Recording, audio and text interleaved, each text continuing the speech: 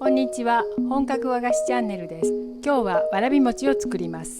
夏に人気の冷たい和菓子をレンジで簡単に作る方法をご紹介します。作るのは86歳の母です。ご覧になればきっと私にもできると思っていただけるでしょう。では楽しんで最後までご覧くださいね。